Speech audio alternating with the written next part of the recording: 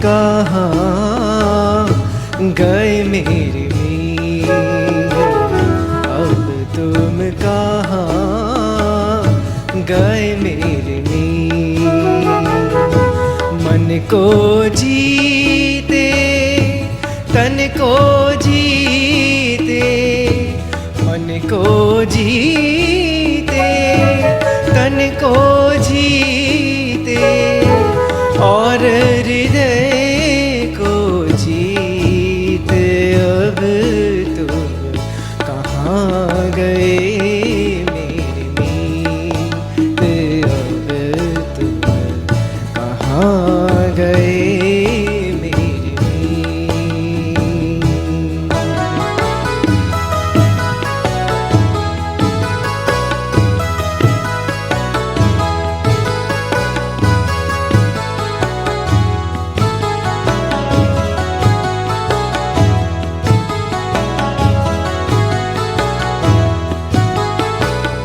तुम जीवन हो,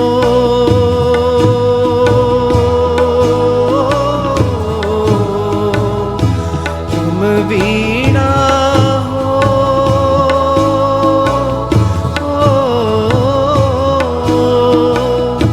तुम जीवन हो, तुम वीणा हो, तुम हो मेरे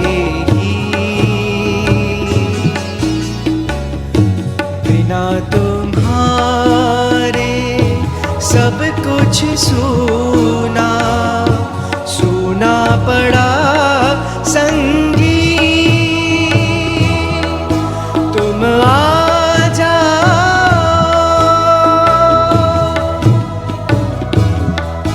तुम आ जाओ,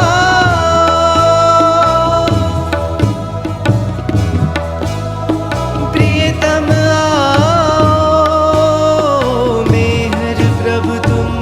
अब आ जाओ, तुम आ जाओ,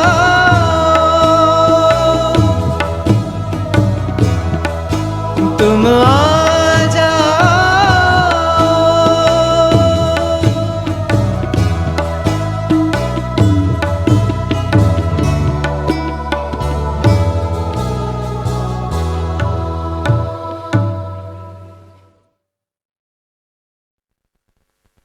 अरे भाई, तुम फिर आ गए, क्या हुआ? लगता है तुम अपनी उलझन मिटाने के लिए ही फिर से आए हो। बहुत ही ज्यादा बाबा को याद कर रहे हो। बाबा भी तुम्हें कभी निराश नहीं कर सकते, वो बस आते ही होंगे।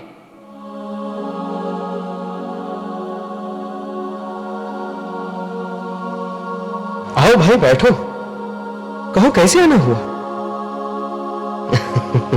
अच्छा, तो अपनी उलझनों की गांठ खोलने के लिए फिर से आ गए हो। चलो मैं भी तुम्हें निराश न करते हुए एक एक करके सब कुछ बताता हूं। चलो बताओ तो क्या जानना चाहते हो? बाबा, आपने मौन क्यों ले लिया? शायद आपके मौन में ही जीवन का सत्य छिपा हुआ है। मैं यह जानना चाहता हूं कि मौन न करके भी आप ये मिथ्याभास व जीवन की करुणता को कैसे व्यक्त करते हैं? मैं तो बड़ा ही उलझ गया हूं। ये एरज भाई है, बाबा का दाया हाथ, हमेशा बाबा के साथ ही रहता है। वह बाबा के मौन की भाषा अच्छी तरह से उजागर करता है। हाँ, मेरे मौन लेने के बाद की घटनाएं जो मेरे जीवन में हुई, यह भी अच्छी तरह से जानता है। अच्छा बाबा, बाबा आपका आगे का अवतारित कार्य जानने की मेरी बड़ी तीव्र उत्कंठा है। भाऊ, अब तुम ही इसको संभालना और मेरे औपचारिक कार्य के बारे में सिलसिलेवार बताना। अच्छा बाबा, जैसी आपकी मर्जी, ऐसा ही होगा। भाई एरज, ये आदमी जो बहुत ही गहन बाबा प्रेमी बन गया है, आकर चला गया।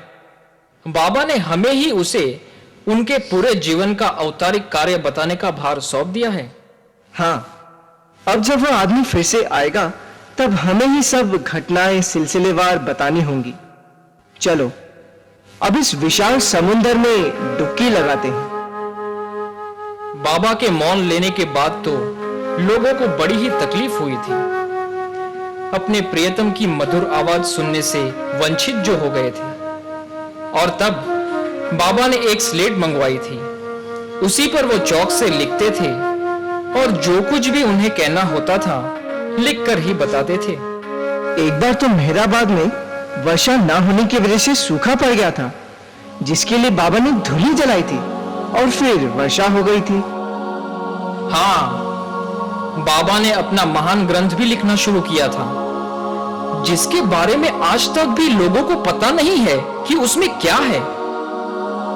अपने भाई जमशेद की डेथ के बाद तो बाबा ने जीवन और मृत्यु के बारे में ऐसी ऐसी सच्चाई बताई जिससे लोग जमशेद की डेथ का दुख तो भूल ही गए, बल्कि और लोगों की डेथ पर दुख मनाना भी कम कर दिया। बाबा ने बच्चों के लिए एक आश्रम खोला था, जिसमें पढ़ाई के साथ साथ आध्यात्मिक ज्ञान भी दिया जाता था, जिसका नाम बाबा ने बाद में मेहर आश्रम से प्रेमाश्रम कर दिया था। बाबा ने देश विदेशों के भी टूर लगाए थे। कितने ही विदेशी बाबा प्रेमी बनकर चुग्गा चुनने भारत आ गए थे। भाई एरज, बाबा ने मस्तों के साथ कितने बड़े बड़े कार्य किए थे। खुद बाबा ही उन्हें नहलाते थे, खिलाते थे। हाँ भाई, ये सब सच है।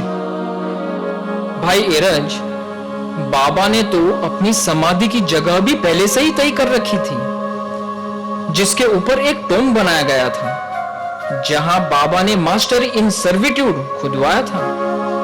वहां चारों धर्मों के साइंस चारों कोनों पर लगवाए थे। हाँ, और भाव तुम्हें पता है ना कि 1938 में इस टूम के अंदर की दीवारों पर एक स्विस आर्टिस्ट हेलेन डाम ने म्यूरल्स बनाए थे, जिसकी मदद हैरी मर्टेंस ने की थी। हाँ, और जब वर्ल्ड वॉर 2 हुई तब बाबा ने इंडिया के आजाद होने व उसके दो देशों हिंदुस्तान पाकिस्तान में बंटने की बात भी पहले से ही बता दी थी, व उनके विभाजन रेखा भी पहले से ही बता दी थी। ये प्रक्रिया उन्होंने एक मैड डॉग को वहां फिकवा कर की थी। भाई, ये तो इतना विशाल समुंदर है कि इसमें से मोती ढूंढ ढूंढ कर लाना ही एक बहुत बड़ा कार्य है। बाबा का अवतारिक जीवन तो एक महान घटना है, जो भाग्य से ही हमें जानने का मौका मिला है। अब जैसे ही वो बाबा का अनन्य प्रेमी आएगा, मैं उसे एक के बाद एक सब बताने की कोशिश करता हूं। नमस्कार। अब आप लोग ही मेरी जिज्ञासाओं को हल कर सकते हैं। मेरी यह सब कुछ जानने की तड़पन बहुत ही ज्यादा बढ़ गई है। मुझे तो किसी तरह चैन ही नहीं पड़ रहा है। कृपया जल्दी से मेरा भी ज्ञान का दीपक जला दीजिए। हाँ भाई, चलो, मैं तुम्हें बाबा के जीवन में वही वापस ले चलता हूं जहां पर तुमको छोड़ा था। मौन बिल्कुल ही अखंडित मेहर प्रभुवर का रहा। वेग शब्दों का मगर उस मौन से अनुपम बहा। सब ठीक है? रात को सब ठीक से सोए ना? हाँ बाबा, यहाँ सब ठीक है।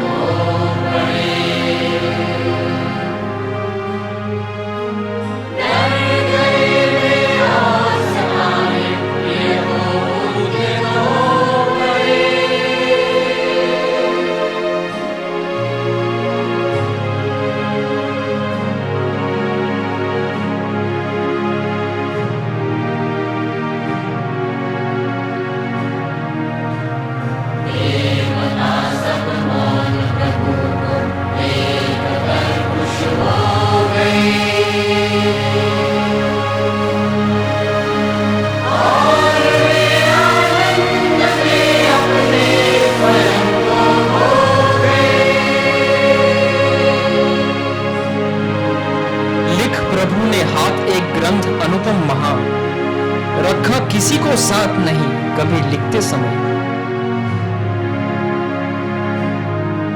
एक आसन दूसरा प्रभु का बनाया फिर गया, था बड़ा टेबल बहुत आसन जमा उनने लिया।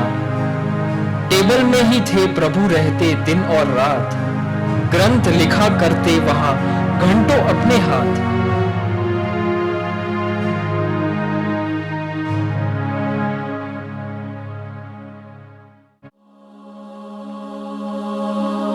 वर्ष भर बरसात बिल्कुल ही न आई मेहराबाद क्षेत्र में, और दुख से सारे जन के भर गया जल नेत्र में। उपज सारी सूखती थी, ये हुआ दुष्काल का, हाल बिल्कुल ही बुरा था धनियों का कंगाल का। मेहर बाबा हमें बचा लीजिए, हम लोग बहुत मुश्किल में हैं। क्यों भाई, क्या हुआ? बाबा हमारी खेत बिना बरसात के सूख रहे हैं, घर में खाने को कुछ भी नहीं है, बहुत ज्यादा सूखा पड़ा है।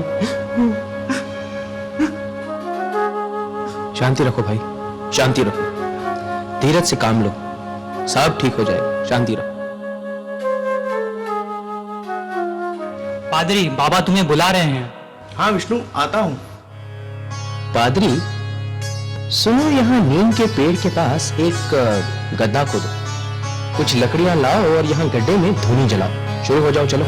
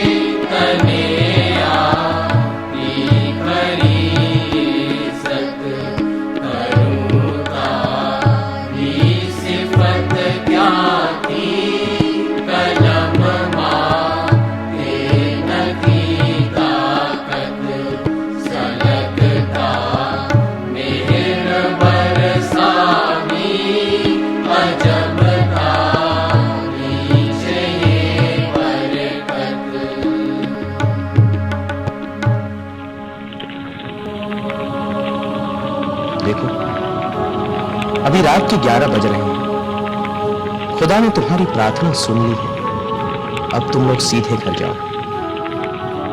रुस्तम, अभी तो आसमान बिल्कुल साफ है, एक भी बादल नहीं है। हाँ बैराम जी, पर बाबा पर भरोसा रखो। बाबा ने किसी खास वजह से इस समय यह दुनिया जलवाई है, जरूर इसके पीछे बाबा का कोई खास मकसद होगा।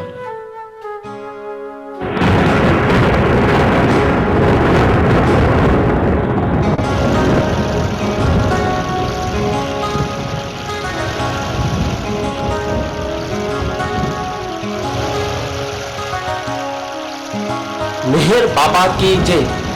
बाबा, आपने तो हमें बचा लिया। इतनी जोर की बरसात आई है, अब हमारी फसल बच जाएगी। मेहर बाबा की जय, मेहर बाबा की जय, मेहर बाबा की जय। बहुत देर तक बारिश चली। बाबा, आप महान हैं, आपने गांव वालों को बचा लिया।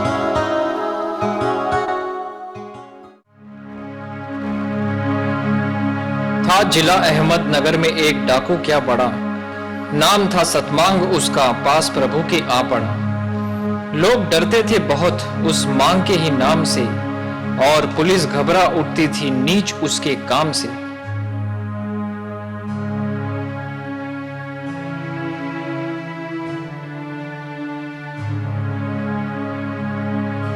तुम लोग कहां से आए हो? बाबा, हम आप ही से मिलने आए। हमने आपका नाम बहुत सुना है। तुमको तो चूड़ियां पहन लेनी चाहिए। क्यों? मैंने ऐसा क्या किया है? तुम एक कायर हो, तुम्हारे जैसा आदमी तो पत्थर से भी पानी निकाल सकता है। मतलब तुम मेहनत करके ईमानदारी से अपना जीवन बिता सकते हो, लेकिन तुम एक डाकू, एक चोर, लोगों को लूटते हो। तुम्हारे नाम की दहशत से तो औरतें और बच्चे रात में सो भी नहीं पाते। ओह, ये तो डाकू सतमांग है। पूरे इलाके में इसका डर फैला हुआ है। पुलिस भी अभी तक उसे पकड़ नहीं पाई।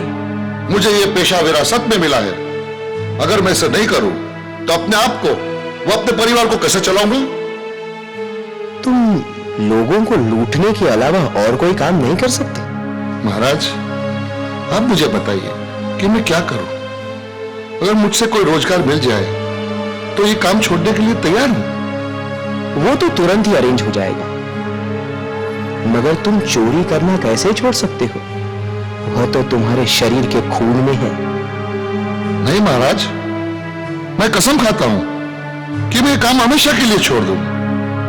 क्या तुम जानते हो कि तुम किसके आगे कसम खा रहे हो?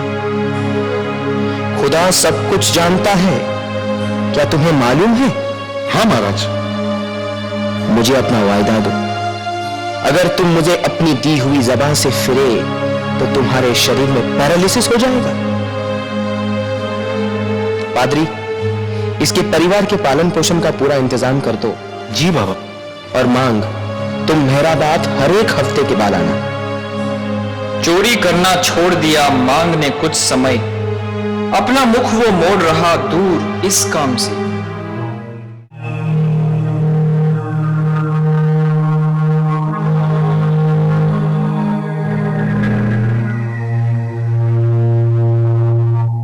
मैं क्या करूं?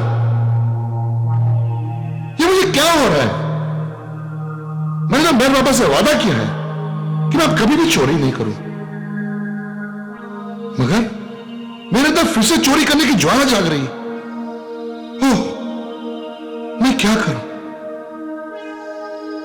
अगर मैं चोरी करूं तो मेरे बाबा को कैसे पता चलेगा? मैं तो उनसे बहुत दूर हूं।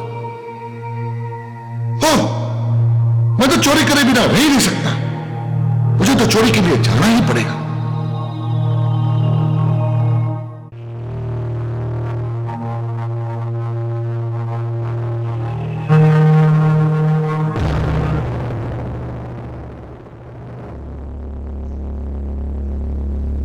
खुदा हर जगह रहता है, वह सब कुछ देखता है, उससे कुछ भी छिपा नहीं रहता है।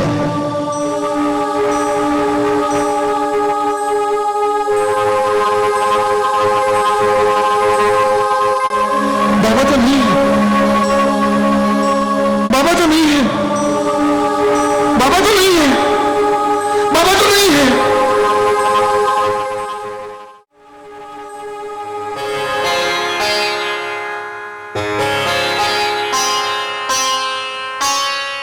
महाराज, केवल एक बार मुझे माफ कीजिए, केवल एक बार मुझे माफ कीजिए। मैं अब कभी भी ऐसा नहीं करूंगा, कभी भी ऐसा नहीं करूंगा। तुम किस बारे में बात कर रहे हो? क्या हुआ? आप खुदा हो, आप सब कुछ जानते हो। मुझे माफ कीजिए, मुझे माफ कीजिए। अच्छा अच्छा, चलो उठो। मैं इस बार तुम्हें माफ करता हूं, आगे से कभी ऐसा मत करना। खुदा सब कुछ जानता है, वह सब कुछ देखता भी है। बाबा, मैं आपकी सेवा करना चाहता हूँ। जब सही समय आएगा मैं तुम्हें जरूर ही मेरी सेवा करने का मौका दूंगा। अब तुम जाओ। उस दिन से मांग ने नहीं किया कभी ये काम, जब तक मेहर का रहा निज दिन पावन ना। हे प्रियतम मेहर प्रभु, तुम हो करुणा धार, दुखियों की तुम नित्य ही सुनते करुण पुकार। बाबा, मेहराबाद में पानी की कमी की वजह से जो हमने कुआं खोदा था उसमें तो पानी नहीं निकला। सब एक्सपर्ट्स ने भी आकर देख लिया, परंतु कोई फायदा नहीं हुआ। मेहर बाबा की जय हो। बाबा, मैं एक गरीब आदमी हूं। मेरे पास एक छोटा सा खेत है, मगर मैं उसमें पानी की कमी की वजह से खेती नहीं कर सकता। मैंने पानी के लिए कुआं खुदवाने के लिए पैसे भी उधार लिए, मगर पानी नहीं मिला और अब मैं घोर संकट में हूं। तो अब तुम क्या चाहते हो? बाबा, आप तो बहुत ही महान हैं। मैं आपसे पानी की भीख मांगने आया हूं। मुझे आपके ऊपर पूरा विश्वास है कि यह लाभ आप मुझे जरूर देंगे। तुमने कितना गहरा कुआं खोदा है? 40 फीट। खोदना बंद मत करो, 5 फीट गहरा और खोदो। खुदा महान है, वो तुम्हारी मदद जरूर करेगा।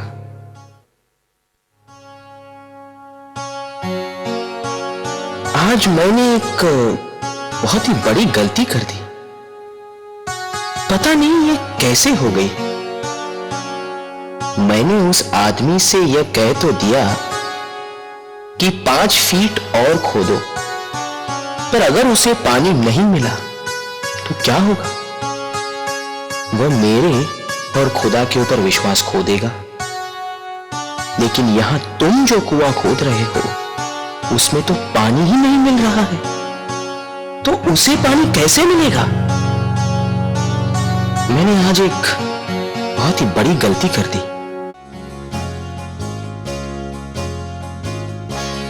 अरे भाई, क्या हुआ? तुम तो बहुत ही खुश लग रहे हो। मेहर बाबा की जय हो। बाबा, आपकी कृपा से मेरे कुएं में पानी मिल गया। तुम्हारी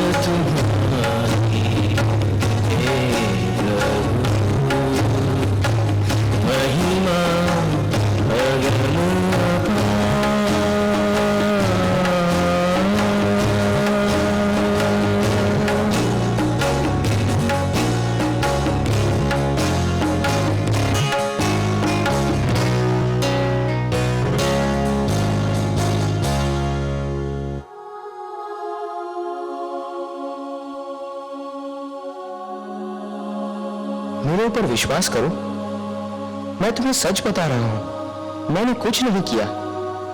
यह उस आदमी का विश्वास है जिससे उसे पानी मिला।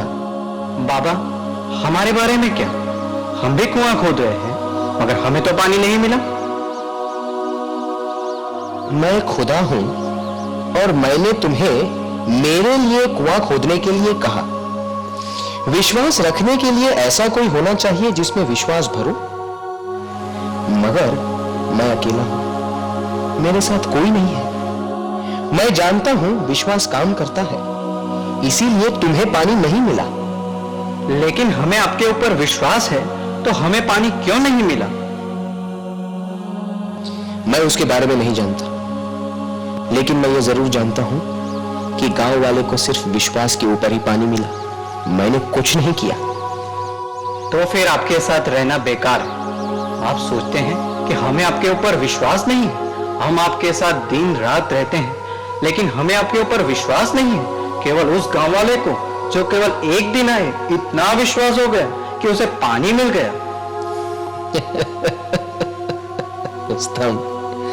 रुस्तम, तुम समझे नहीं। वह आदमी पानी के लिए आया, उसका विश्वास सिर्फ पानी से जुड़ा हुआ था। अगर उसे पानी नहीं मिलता तो वह लोगों से कहता कि मेहर बाबा ने मुझे 5 फीट खोदने को बोला, मैंने खोदा पर पानी नहीं मिला। यह उसके लिए एक पैसा, एनर्जी और समय बर्बादी होता। वह सोचता मैंने उसे बहकाया। लेकिन यहां तुम लोग हो तुम्हारा विश्वास किसी चीज से जुड़ा नहीं है। तुम्हें पानी मिले या ना मिले, तुम्हारी इच्छाएं पूरी हो या ना हो, तुम्हारा विश्वास वैसा ही रहेगा। तुम्हारा विश्वास मुझसे जुड़ा है। मैं तुम्हारे ऊपर यकीन करता हूं, पर उस आदमी पर नहीं जो सिर्फ पानी के लिए आया। अब तुम सोच लो, तुम्हें पानी चाहिए या मैं?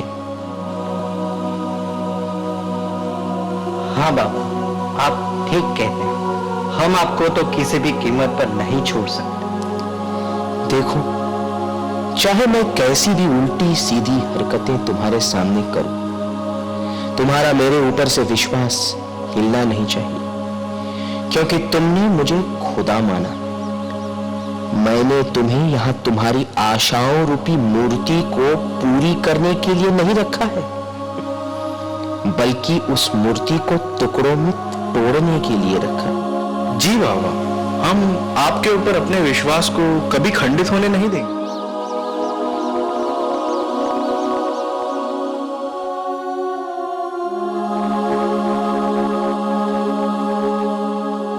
छोड़कर मेहराबाद प्रभु गए थे लोनावाला बंबई, मगर शीघ्र ही वापस आने की बात बन गई।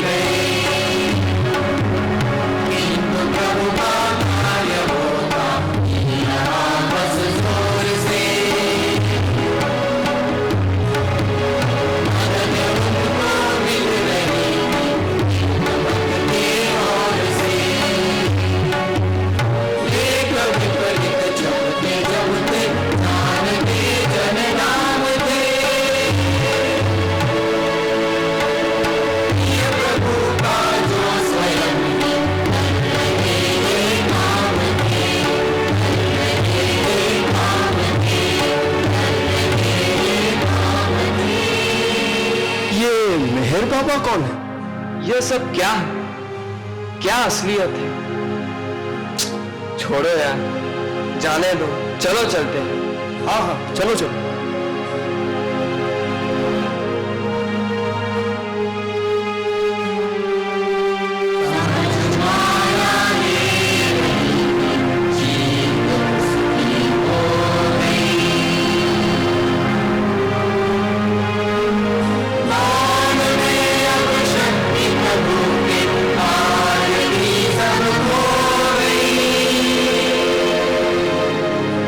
वर्णमाला की प्रभु में तख्ती का उपयोग था। अब किया चालू वहां पर युग का इस क्या योग था। डर गई ये देखकर माया और कलयुग डर गया। प्रिय प्रभु का ये तरीका एकदम ही था नया।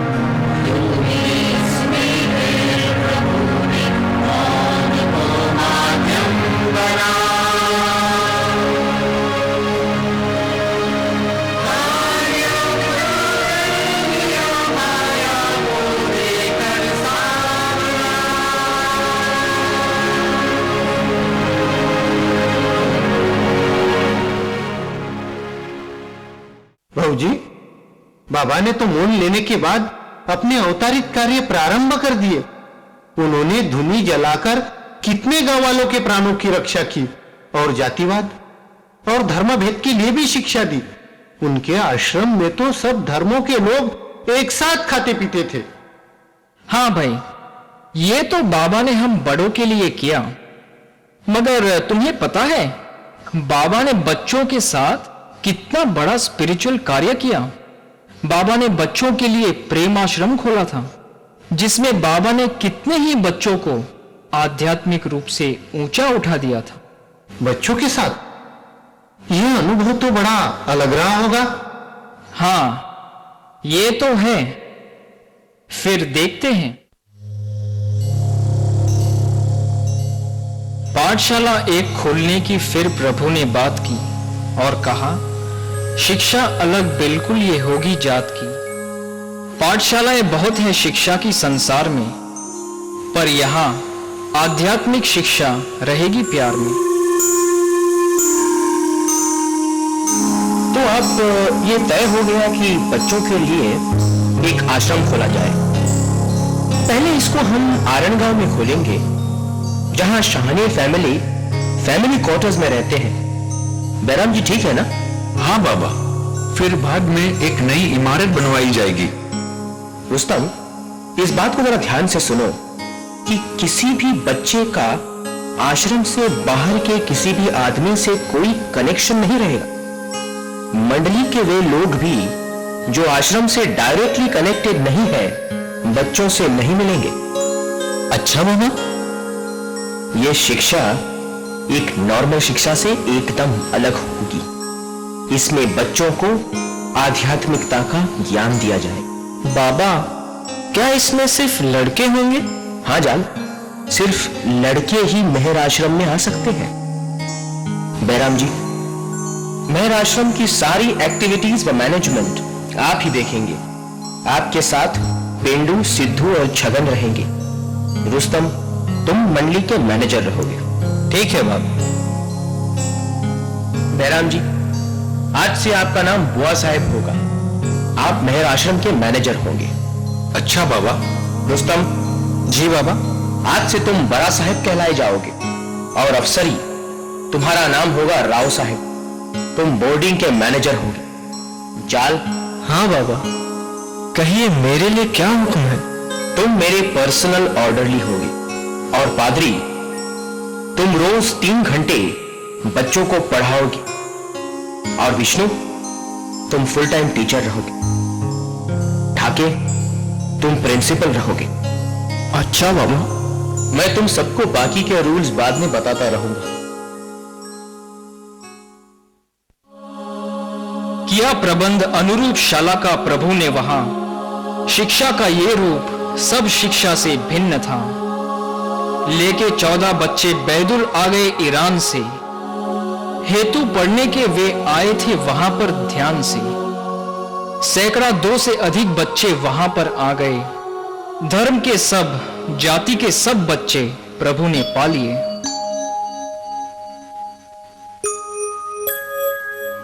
बच्चों, खुदा के 7 नामों की प्रार्थना तुम लोग लिख लो, जिसे तुम रोज सवेरे सब काम शुरू करने से पहले बोलना। चलो लिखो तो। हरि, परमात्मा, अल्लाह, अहुरमस्त, गॉड, यजदान, हु। तुम लोग इसे बोलो।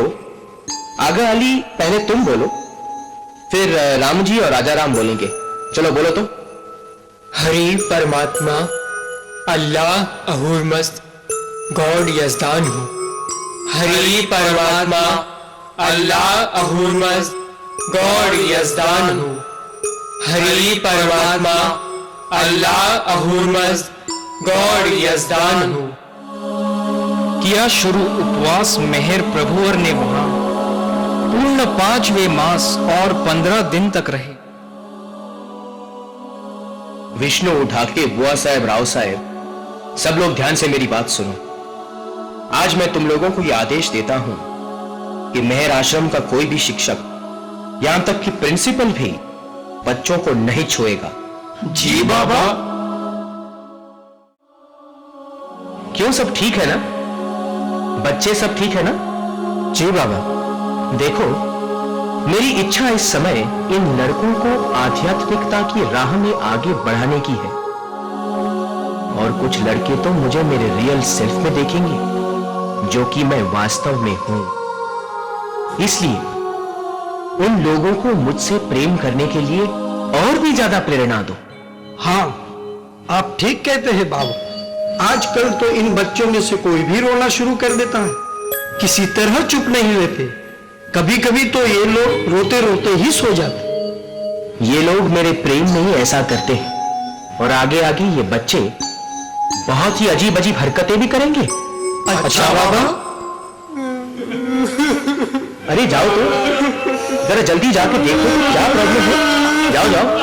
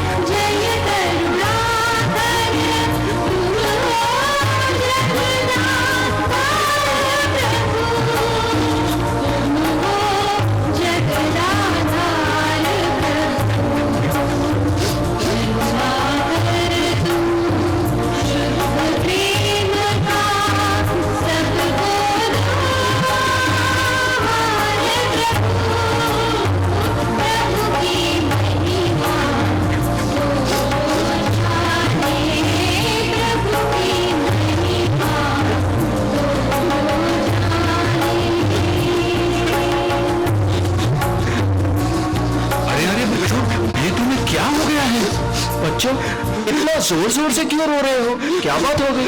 अरे भाई रुस्तम, इन लोगों की आवाज तो दूर गांव तक भी जा रही होगी। हाँ, इस वक्त रात के सन्नाटे में तो आवाजें बहुत ही ज्यादा सुनाई देती है। प्रेम में वे सब अचानक बावले क्या हो गए, होश अपना प्रेम में वे एकदम ही खो गए।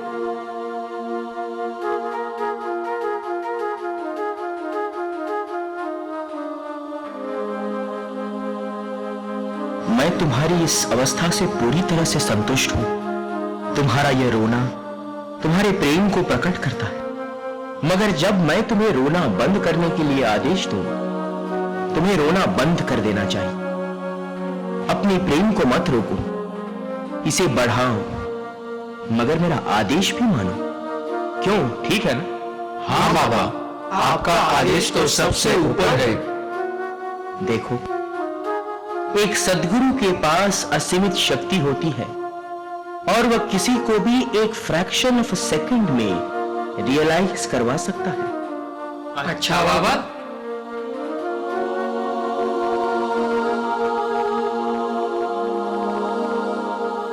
प्रेम में जो हो गए बच्चे वहां थे बावले, अलग प्रभु ने रखा उनको प्रेम छाया के तले।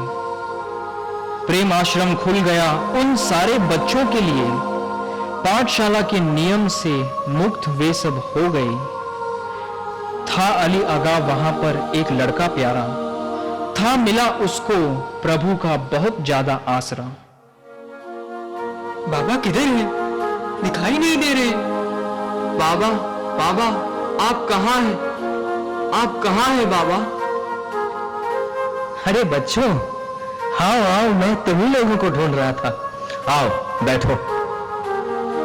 राम जी, कैसे हो? अब ज्यादा तो नहीं रोते ना? बाबा, आप कहाँ चले जाते हैं? मैं तो हमेशा ही आप ही के पास रहना चाहता हूँ। ये बाबा मेरी तरफ क्यों नहीं देख रहे हैं? बच्चों, आजकल अली अपनी पढ़ाई की तरफ बहुत ही ज्यादा ध्यान दे रहा है। वो मुझे तो भूल ही गया है। हमेशा अपने पिता के बारे में ही सोचते रहता है।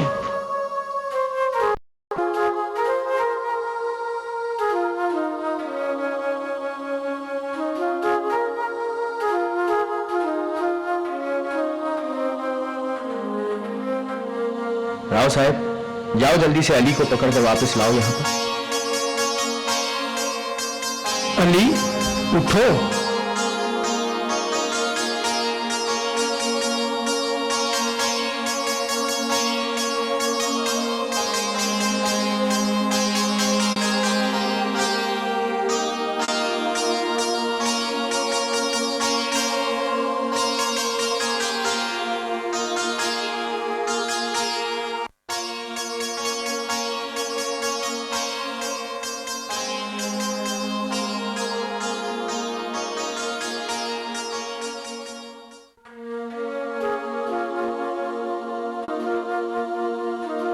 अली को क्या हो गया बाबा?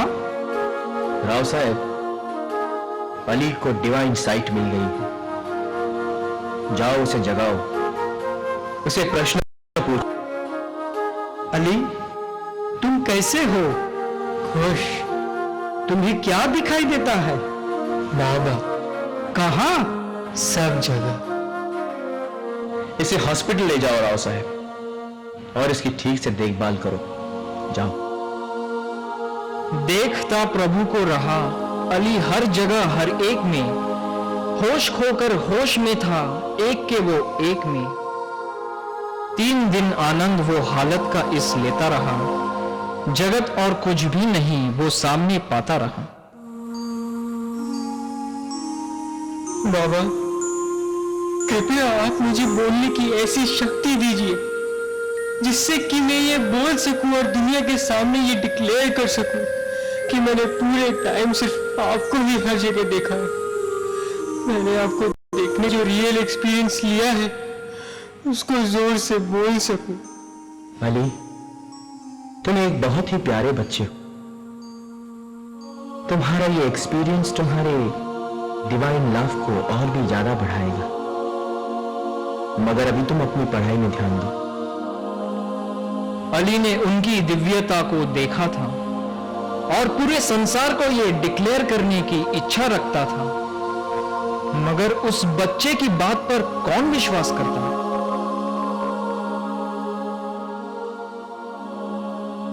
प्रेम कथा की खबर ये लोगों ने जब पाए, गड़बड़ की आकर वहां उन्हें नहीं ये भाए। आए बच्चों को ले जाने भड़क कर कुछ जन वहां, सोच कर ये धर्म को धोखा था अपने मन वहां। बाबा, अली के पिताजी आए हैं, साथ में और भी 1-2 बच्चों के घर से लोग आए हैं। अरे क्यों भाई, क्या हुआ? कैसे आए? उन्हें बिठाओ, चाय नाश्ता कराओ। बाबा, वो सब तो हो गया, मगर वो तो अली को घर ले जाने आए हैं। उन्हें किसी ने गलत खबर दे दी है कि यहाँ अली ठीक से नहीं है। तो उन्हें कहो वो अली को न ले जाए, जरा अच्छी तरह से समझाओ। बाबा, वो किसी तरह नहीं मान रहे हैं। तो फिर ठीक है, अली को जाने दो। बाबा, बाबा, बाबा, मैं आपको छोड़कर नहीं जाना चाहता। अली चलो घर मुझे चलो। अपने पास ही रहने दीजिए बाबा। चलो बाबा, चलो बाबा, घर चलो। बाबा, बाबा, ठीक है, जाओ, अली को ले जाओ, जाओ। बाबा, बाबा, बाबा, बाबा, मैं इसे यहाँ नहीं छोड़ सकता, मैं मेरी अकेली आता है। चलो अली, बाबा, घर चलो। बाबा, बाबा, अरे चलो घर चलो। बाबा, बाबा। चलो। अश्रु छलकाते अली अपने पिता के साथ में चल दिया मजबूर होकर दिल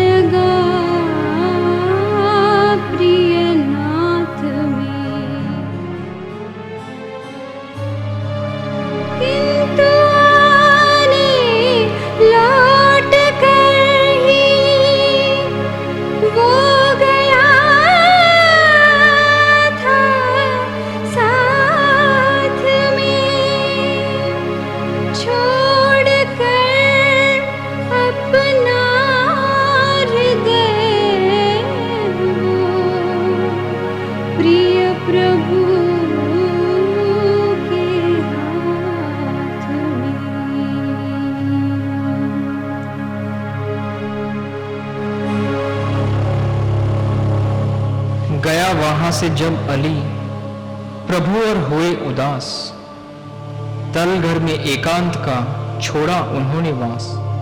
बाबा, ये आपको क्या हो गया है? हाँ, अचानक आप इतने कमजोर क्यों हो गए हैं? ये आपको क्या हो रहा है?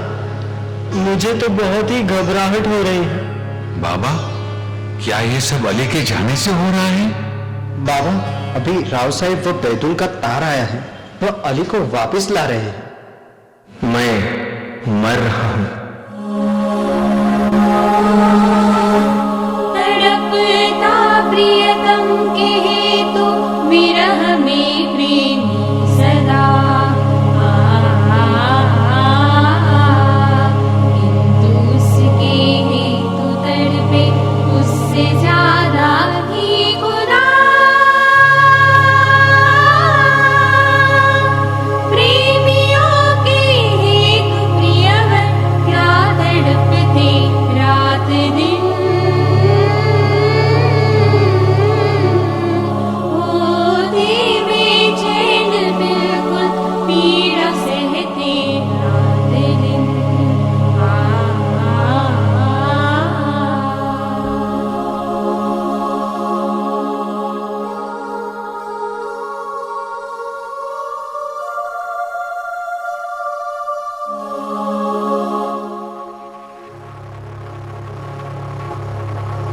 जान, बाबा की हालत अब पहले से कुछ ठीक है। हाँ रुस्तम, रात को तो बड़ी खराब थी, मैं तो डर ही गया था। घबराओ मत, बाबा यहाँ अभी आने ही वाले हैं। बाबा, अली के पिता ने उसे वापस नहीं भेजा, वो तो मानते ही नहीं। बाबा, बाबा, मैं वापस आ गया बाबा, और अब मैं यहाँ से कभी वापस नहीं जाऊंगा। बाबा, मुझे अपने से दूर मत करिएगा, मैं तो सोते जागते हर वक्त आपको ही देखता रहता हूँ। जग के स्वामी मेहर प्रभु तुम, जग के स्वामी मेहर प्रभु तुम, पर प्रेमी के दास महा, प्रेम ही तो ही तुम करते हो, प्रेम ही तो ही तुम करते हो, भू पर आकर रास महा, जग के स्वामी मेहर प्रभु तुम, जग के स्वामी मेहर प्रभु तुम, पर प्रेमी के दास महा।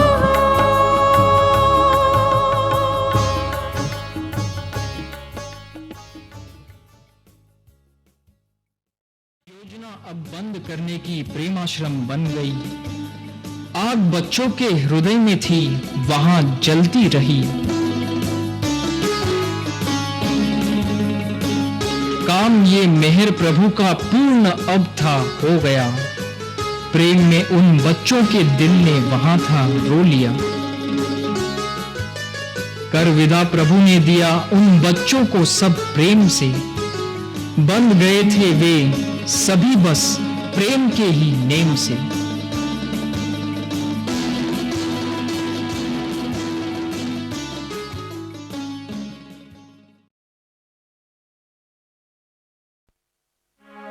ओह भौजी, बाबा ने तो बच्चों को ही आध्यात्मिक रूप से ऊपर उठा दिया।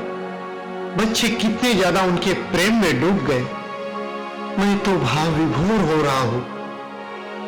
ये मुझे क्या हो रहा है? लग रहा है जैसे मैं भी मेहर बाबा के प्रेम में पागल हो रहा हूं। क्या बाबा मुझे भी आध्यात्मिकता की राह में आगे बढ़ाएंगे? भाई, जरा अपने को संभालो। ये सब तो बाबा पर ही छोड़ दो। आगे आगे देखो तो बाबा ने देश विदेशों के भी बहुत सारे टूर लगाए हैं। वहां के लोग भी तुम्हारी तरह बाबा के प्रेम में पागल हो रहे थे। चलो देखते हैं।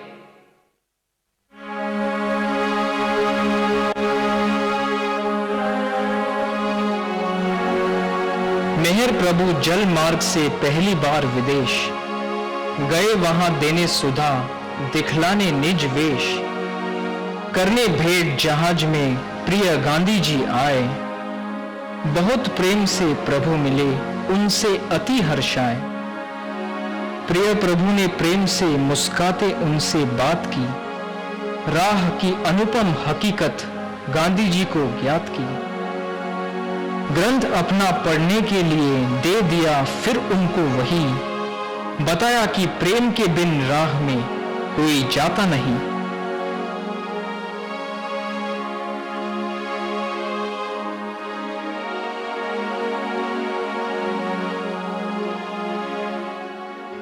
लंदन में किटी और मार्गरेट प्रभु की देखते ही हो गई, प्रेम में उनके स्वयं को एकदम ही खो गई।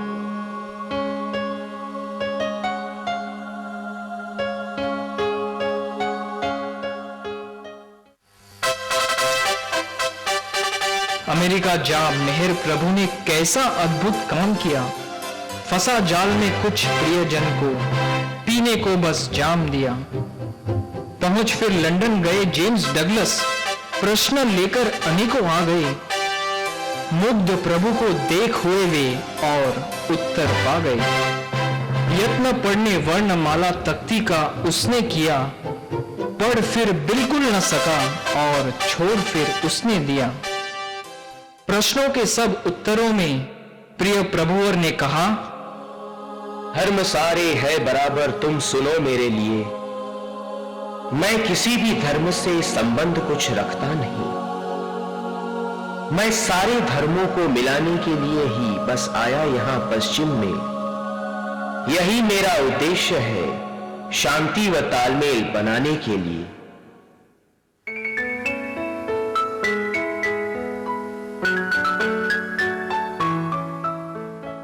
फ्रांस जाने के लिए तैयारी प्रभुवर की हुई, काम से कुछ आंतरिक ये लहर प्रभु को आ गई।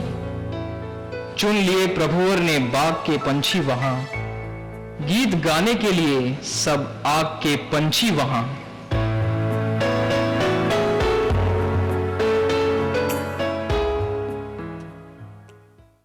करते थे अविराम काम जगत का प्रिय प्रभु, उन्हें कहा आराम जब भी आते भूमि पर। फिर गए मैसूर प्रभुवर अपने दैवी काम से, गुप्त ही रखा गया मेहर प्रभु के नाम को। आओ सब लोग बैठ जाओ, तुम सब लोग मेरी बात ध्यान से सुनो। इस बार मेरी सालगिरह यहां कभी भी नहीं मनाई जाएगी। अच्छा बाबा, ठीक है बाबा, जैसा आप चाहें। मैं तो अभी बैंगलोर जाऊंगा, वहां अयंगर फैमिली से मिलूंगा। पेंडू, उन लोगों को भी खबर कर देना कि मेरी इच्छा अनुसार कोई भी मेरी आरती या पूजा न करे। जी बाबा। कुलमय प्रणाम। अरे अली, पादरी, तुम लोग यहाँ अहमदनगर में? हाँ माँ, हम लोग यहाँ अभी ही मेहराबाद के लिए कुछ सामान खरीदने के लिए आए हैं। सुनो पादरी, बाबा ने इस साल अपना जन्मदिन मनाने के लिए मना कर दिया है, और आज बाबा के जन्मदिन के अवसर पर हम कुछ खास भी नहीं कर सकते, पर बाबा की इस आज्ञा के पीछे जरूर कोई खास कारण होगा। पादरी, चलो देखते हैं कौन आया है। हाँ हाँ, चलो चलो। गुलमाई देखिए, उपासनी महाराज आए हैं। कहो गुलमई, कैसी हो? सब ठीक चल रहे ना? हाँ महाराज, यहाँ सब ठीक है। वाघ, तुम शहर में जाके अपना काम करो। ठीक है महाराज।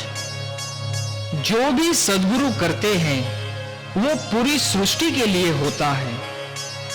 उपासनी महाराज के शरीर व मन के द्वारा पूरी सृष्टि ने मेहर बाबा के सालगिरह की पूजा करी। योगियों के महाराजा सद्गुरु उपासनी महाराज, ये आपकी शान है। राजाओं के राजा अवतार मेहर बाबा, ये आपकी शान है। महाराज तो हमेशा जब भी यहाँ आते थे अपनी गद्दी पर बैठकर दर्शन देते थे, और आज अपने ही शिष्य मेहर बाबा की फोटो के आगे हाथ जोड़कर प्रार्थना कर रहे हैं। कितना आश्चर्यजनक है ये। यह क्या है जो महाराज महसूस कर रहे हैं, वो देख रहे हैं? मुझे मेहरबान की यह फोटो बहुत अच्छी लगती है। मैं उसे प्यार करता हूं। वो महान है और सबसे अलग है। मैं उसे नमन करता हूं। पादरी, यह कितना अलग तरह का प्रेम है जो एक गुरु अपने शिष्य से कर रहा है। हाँ गुलमाई, मेरे लिए एक आरती का थाल और दिया लाओ। मैं आज मेहरबान की आरती करना चाहता हूँ। जी महाराज, अभी लाती हूँ।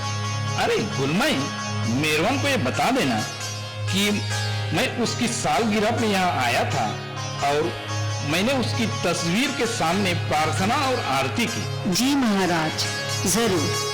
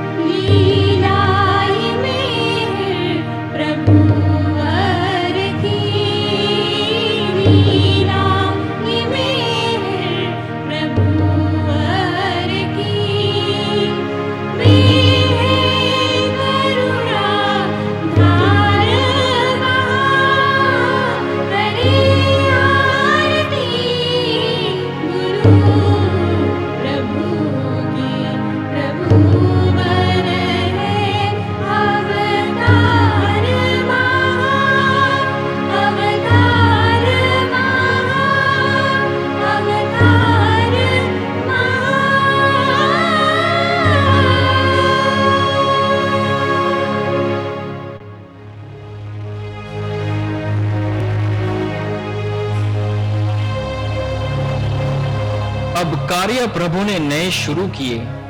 जगह जगह आश्रम नए बनवाने शुरू किए। मस्तों को और पागलों को ला वहां रखा गया। जग के खातिर काम बिल्कुल ये प्रभु का था नया। एक अद्भुत बात मेहराबाद आश्रम में हो गई। पागलों द्वारा वहां क्या रचना नाटक की हुई। अरे भाई प्लीडर, ये मस्त लोग भी कैसा विचित्र बर्ताव करते हैं।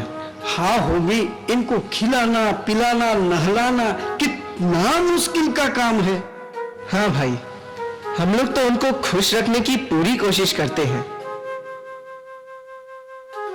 लीडर, ये मस्त तो रोज हंसता रहता है और खुशी से नाचता है, गाता है, पर आज इसे क्या हो गया है? बाबा, ये मस आपकी आज्ञाओं का उल्लंघन कर रहा था। मेरे बहुत समझाने पर भी वो नहीं माना। तो फिर? बाबा, जब बार बार मेरे चेतावनी देने पर भी वो नहीं माना तो मैंने उसका एक हाथ जोर से मरोड़ दिया। क्या क्या तुमने इस खुदा के बंदे का हाथ मरोड़ दिया? ये तुमने बहुत गलत किया है प्लीडर। प्लीडर, तुम एक कसाई हो। बाबा, तो फिर जैसे एक सेवक अपने मालिक की सेवा करके घर जाने की आज्ञा चाहता है, उसी प्रकार आप मुझे अपने घर जाने की अनुमति दीजिए। ठीक है, तो फिर जाने से पहले तुम्हें मेरा एक काम करना होगा। जी बाबा। तो अब मेरी बात ध्यान से सुनो। ड्रामे तो तुम लोगों ने काफी देखे होंगे, पर इन मस्त व पागल लोगों से तुम्हें एक ड्रामा करवाना होगा। जी बाबा। क्या क्या बाबा, एक मस्त व पागल लोग ड्रामा करेंगे? तुम लोग देखते जाओ, ये लोग भी कितनी अच्छी तरह से ड्रामा करेंगे। अच्छा बाबा, जैसी आपकी आज्ञा। लीडर, तुम इन लोगों से राजा गोपीचंद नाम का ड्रामा करो और जल्दी से जल्दी रिहर्सल भी शुरू कर दो। होमी, एरच और बैदुल, तुम लोग भी इस ड्रामे में प्लीडर की मदद करो। जी बाबा।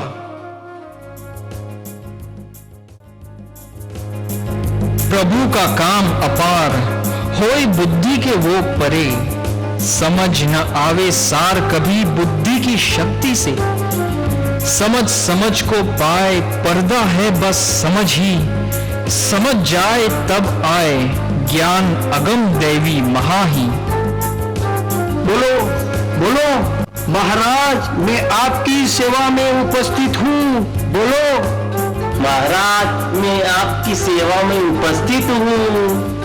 महाराज मेरी प्रार्थना है कि शहर के तमाम लोग ईश्वर की सेवा में जुड़ जाए। बोलो, अरे भाई बोलो। महाराज मेरी प्रार्थना है कि शहर के तमाम लोग ईश्वर की सेवा में जुड़ जाए। महाराज मेरी प्रार्थना है कि शहर के तमाम लोग ईश्वर की सेवा में जुट जाए। बोलो बोलो, तुम भी बोलो। पर महाराज इस शहर में ईश्वर को मानने वाले बहुत कम हैं। बोलो। पर महाराज इस शहर में ईश्वर को मानने वाले बहुत कम हैं। बोलो, तुम बोलो। तो कोई बात नहीं, मैं स्वयं को सच्चाई और प्रेम की राह पर आगे बढ़ने की प्रेरणा दूंगा। बोलो। तो कोई बात नहीं, मैं सबको सच्चाई और प्रेम की राह पर आगे बढ़ने की प्रेरणा दूंगा। आगे बोलो। और मैं ईश्वर से प्रार्थना करूंगा कि इस दुनिया में युद्ध खत्म करके हर एक के हृदय में प्रेम का युद्ध शुरू करे।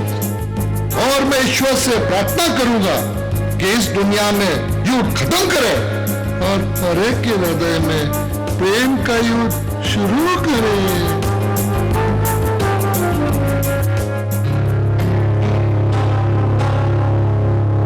गोपीचंद नाटक किया उन पागलों ने मिल वहां, बात ऐसी कोई भी होती जगत में है कहां। पागलों ने काम नाटक में बहुत अच्छा किया, देखने वालों को उन्होंने चकित बिल्कुल कर दिया। मेहर प्रभु का काम था बड़ा अलौकिक काम, अगम अपार महान वो दैवी काम अकाम। लीडर आज मैं बहुत खुश हूं, तुमने आज मेरा बहुत बड़ा कार्य किया है। मैं आज तुम्हें इस सारी दुनिया के मंच पर आलिंगन देता हूं। देखा देखा तुम लोगों ने, इन मस्त व पागलों ने कितना अच्छा नाटक किया है। हाँ बाबा, इन लोगों ने तो सबको आश्चर्यचकित ही कर दिया। बाबा ये सब तो आपकी ही लीला है। हाँ देखो, अभी तो मैंने कुछ मस्तों को वापस उनकी जगह भेज दिया है। और ये जो नाटक हुआ, यह सब संसार की स्थितियों से जुड़ा है। यूरोप में युद्ध अनिवार्य है, सारा यूरोप इसकी तैयारियां कर रहा है। इस नाटक में मस्तों ने जो रोल निभाए, असल में वे मेरी दैवीय इच्छा थी। इन मस्तों के जरिए मैंने आगे आने वाले भविष्य का बहुत बड़ा कार्य किया है। हाँ बाबा, यह सब आपकी इच्छा के बिना तो हो ही नहीं सकता। ओहो भौजी, यह मस्तों का ड्रामा तो बहुत अच्छा रहा। मेहर बाबा की लीला तो अपरंपार है। वह तो किसी से भी कुछ भी करा सकते हैं। हाँ देखो, आगे तो बाबा ने इन मस्तों के द्वारा अपना बहुत ही ज्यादा आध्यात्मिक कार्य किया है। और ये सारा कार्य उन्होंने एक ब्लू बस में महिला मंडली के साथ टूर लगाकर संपन्न किया था। अच्छा भौजी, क्या महिलाएं भी बाबा के साथ इतने कठिन कार्य के लिए जाती थी? और नहीं तो क्या, बाबा की मेन मंडली के साथ साथ वुमन मंडली भी थी। और सबसे अलग बात तो यह है कि इसी दौरान वर्ल्ड वॉर 2 भी हुई थी। अच्छा भौजी, वर्ल्ड वॉर? क्या वर्ल्ड वॉर भी हुई थी? हाँ, और इस वर्ल्ड वॉर को खुद मेहर बाबा ने ही संचालित किया था, और वो भी इन वुमन मंडली के साथ अपना कार्य करके। अच्छा, तो फिर देखते हैं कि बाबा ने ये सब कैसे किया।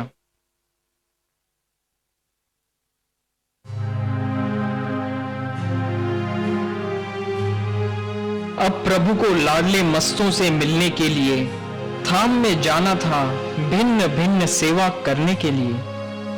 भ्रमण की तैयारी पूर्ण बिल्कुल हो गई और वहां ब्लू बस अनोखी हेतु इस आई नहीं। अच्छा चलो तुम लोग जल्दी से बैठ जाओ, मैं तुम्हें अपने प्लान के बारे में बताता हूं। ब्लू बस में मेरे साथ महिला मंडली की 20 महिलाएं जाएंगी, जिनके नाम कुछ इस प्रकार है: मेहरा, मनी, नाजा, Manu, Khurshed, Sonamasi, Valu, Mansari, Gaymai, Mehru Jasawala, Kaku, Elizabeth, Heidi, Helen, Irene, Kitty, Nadeem, Nonnie, Norina व रानो। इनमें एलिजाबेथ मुख्य ड्राइवर होगी। एरच व काका बारिया उसके साथ में बैठेंगे। क्यों एलिजाबेथ, ठीक है ना? हाँ बाबा, ये प्रबंध बिल्कुल ठीक है। अब आप लोग मेरी बात ध्यान से सुनो। इस ब्लू बस में बैठकर मुझे जगह जगह मस्तों से मिलना है। इसमें आप लोगों को बहुत ज्यादा कठिनाइयों का सामना करना पड़ेगा। क्या आप लोग इसके लिए तैयार हैं? जी बाबा, हम लोग पूरी तरह से तैयार हैं।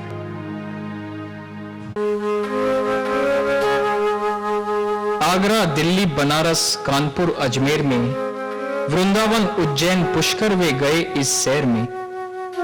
मस्त वृंदावन में बैठा एक था वंशी लिए, मस्त था अपनी ही धुन में वंशी लिए। ओह, ये मेरा मुरली वाला आ गया, बांसुरी बजाने वाला। मैं तो आपका ही इंतजार कर रहा।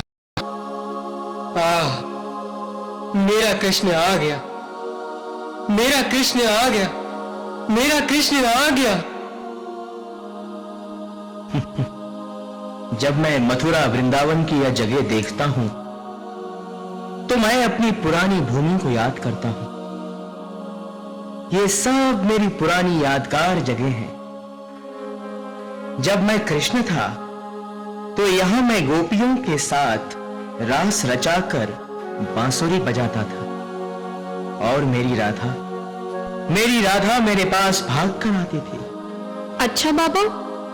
हाँ, और अब मैं अपनी नई गोपियों को यहां अपने साथ लाया हूं। अब मेरा मेरी राधा है।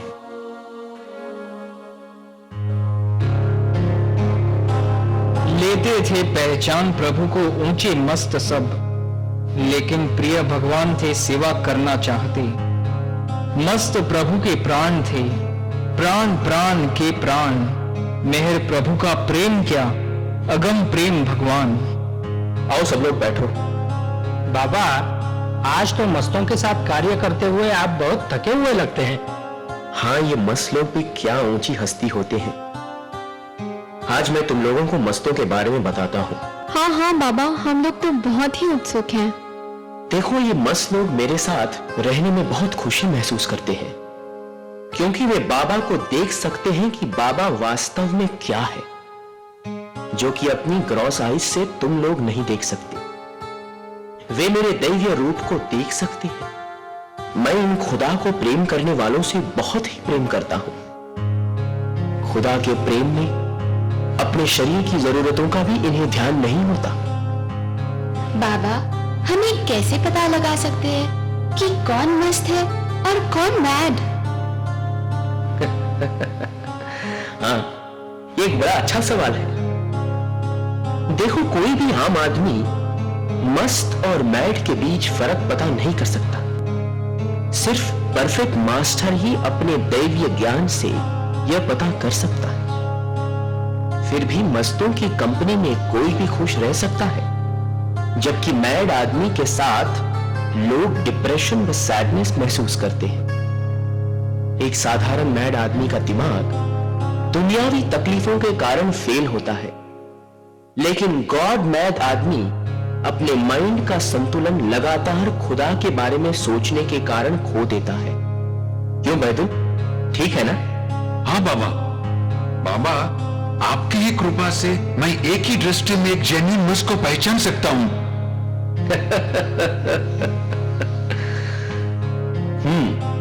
बाबा, ये एडवांस गवर्नमेंट इस स्टेट तक कैसे आ जाते हैं? काका, ये लोग योग भ्रष्टा कहलाते हैं। सर्कल के अलावा कुछ और लोग भी गुरु के ग्रेस से छठे प्लेन तक पहुंच जाते हैं। यह सब पिछले संस्कारों पर निर्भर करता है।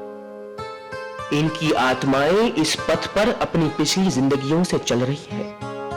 ये लोग स्पिरिचुअली डेज्ड हो जाते हैं। जैसे एक मस्त एक पेड़ के फल को लगातार 4 साल तक तब तक पकड़ सकता है जब तक कि कोई गुरु आकर उसे उस फल को छोड़ने के लिए एक्सपीरियंस न दे दे।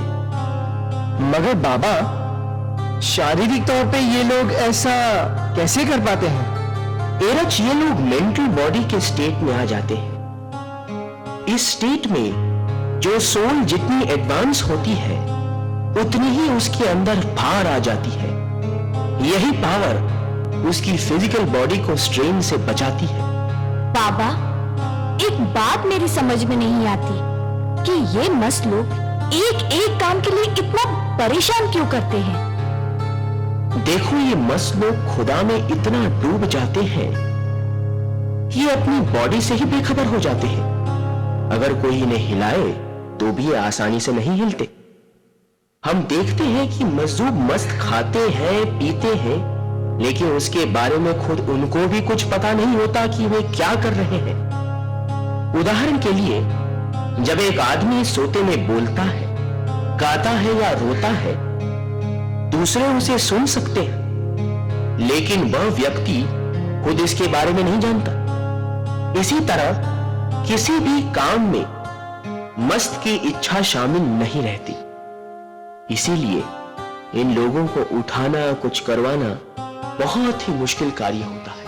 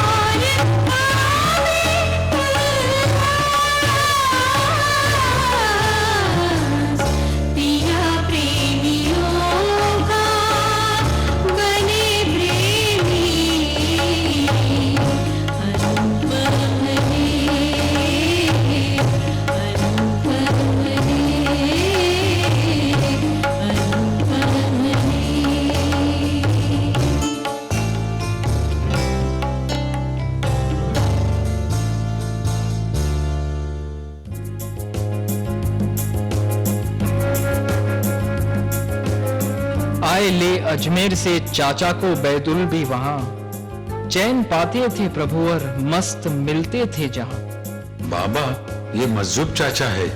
बाबा, ये चाय बहुत पीते हैं। पूर्ण थे मज्जूब चाचा, वे खुदा से एक थे। होश जग का था नहीं उनको, वे बड़े नेक थे। प्रिय प्रभु उनको हमेशा देते रहते चाय थे। एक दिन चाचा के सम्मुख बन गए असहाय थे। चाय में बस मुंह लगा वे प्रिय को ही देने लगे। प्रेम के बस दास मेहर प्रेम से पीने लगे।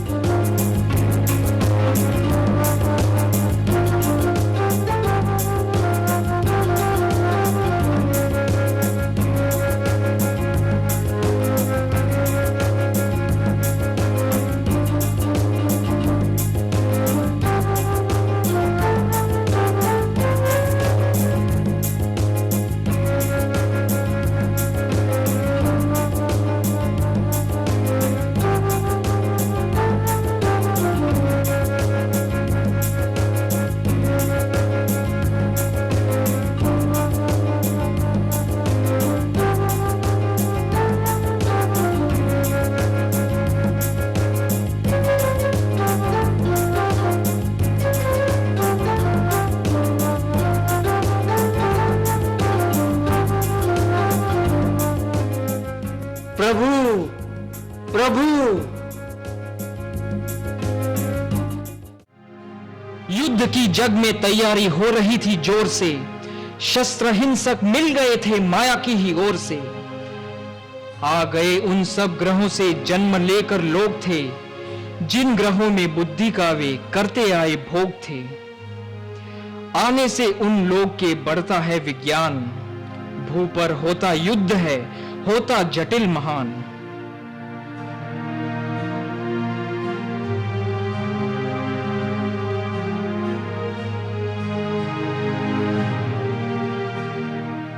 मेरा पूरे जगत पर ध्यान है। निर्माण करने के लिए नाश करना बहुत ही जरूरी है। संसार से प्यार का नाता बिल्कुल ही खत्म हो गया है। जग का भगवान पर विश्वास ही नहीं है। सब भास में ही लिपटे हुए हैं। चारों तरफ घृणा व स्वार्थ फैला। मैं पहले जग का नाश करूंगा, फिर निर्माण करूंगा। इसीलिए तो भगवान का रूप लेकर मैं धरती पर आया हूं। युद्ध जग में छिड़ गया और प्रिय प्रभु एकांत में कर रहे थे काम जग का, झोपड़ी में शांत में। युद्ध की वे बात भी करते वहां पर थे कभी, युद्ध वे ही तो कराते जा रहे थे आप ही। इस भीषण युद्ध को देखो। दूसरा विश्व युद्ध शुरू हो चुका है। रोज सैकड़ों बम गिर रहे हैं, हर देश में हजारों लोग मर रहे हैं। कितने गांव व शहर बर्बाद हो चुके हैं। इस युद्ध के संचालन का बोझ मैंने अपने ऊपर ले लिया है। जो हो रहा है और जो होने वाला वह एक दैवीय इच्छा है। बाबा, क्या यह युद्ध टाला नहीं जा सकता था? नहीं काका, बिल्कुल नहीं। इस मास डिस्ट्रक्शन से मैं एक अलग तरह की नई जिंदगी शुरू करवाना चाहता हूं, पहले से ज्यादा अच्छी व खुशहाल। जो कोई भी इस युद्ध में मरेंगे वे फिर से जन्म लेंगे और शांति का आनंद उठाएंगे। देखो, इसके लिए मुझे तुम लोगों के सहयोग की जरूरत हो। बाबा, इसके लिए हम लोगों को क्या करना चाहिए? मनी, तुम और बाकी महिला मंडली को मेरे साथ रहना होगा और मैं जो भी आदेश दूं उन्हें निभाना होगा। इस विश्व युद्ध का संचालन मैं अपनी महिला मंडली व मस्तों के साथ करूंगा। बाबा, हम सब कुछ करने के लिए तैयार। रानो, देखो, नदीम, आयरीन, मंसारी व खारमन मासी को मौन रखना होगा और बाकी लोग को पूर्ण रूप से शांति बनाए रखनी होगी, क्योंकि इसके लिए मुझे एकांतवास में जाना होगा। मेरे साथ करीम बाबा व चट्टी बाबा, जो हायर प्लेन के मस्त हैं, वो रहेंगे। एक आम आदमी की जगह मस्त आध्यात्मिक कार्य के लिए प्रभावशाली एजेंट होते हैं। मैं इनके दिमाग का प्रयोग संसार के दूसरे हिस्सों तक आध्यात्मिक मदद भेजने के लिए एक मीडियम की तरह इस्तेमाल कर सकता। बाबा, दुनिया में तो लोगों ने तरह तरह के हथियार भी बना लिए हैं। हाँ, ये सब माया का ही खेल है। इस युद्ध में विज्ञान का भी बहुत बड़ा योगदान। लोगों में नफरत, लालच और गुस्सा इतनी ऊंचाई पर पहुंच जाएगा कि हर एक उससे दूर भागेगा। और अंत में क्या होगा? वह लोग क्या करेंगे? नफरत रोककर प्यार करेंगे, लालच छोड़कर देना सीखेंगे, झगड़े भूलकर शांति चाहेंगे। संसार का भविष्य बहुत शानदार है। मनी, मैंने तुम लोगों को जो खुदा के 7 नाम लिखाए थे वह तुम लोगों को हर सुबह गाने हैं। चलो जरा गाकर तो सुनाओ। जी पापा, मैं जल्दी से हारमोनियम लाती।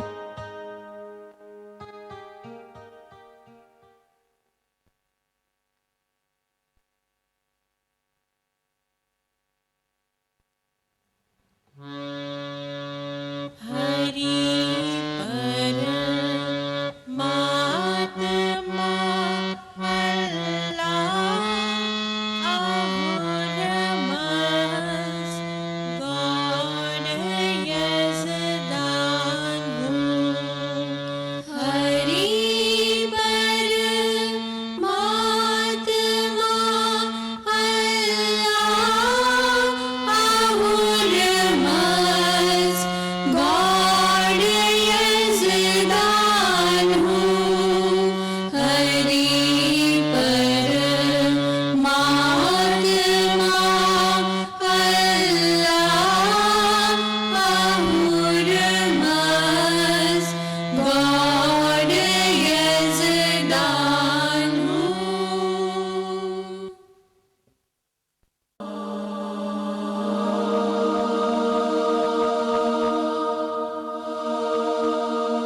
मणि। जी पापा। देखो, जब भी मैं कहीं बाहर जाता हूँ, क्या तुम मेरा का पूरा ध्यान रखती हो? जी पापा, मैं तो एक डायरी में मेरा की हेल्थ और मूड्स की सारी डिटेल्स हर रोज लिखती हूँ। बहुत बढ़िया।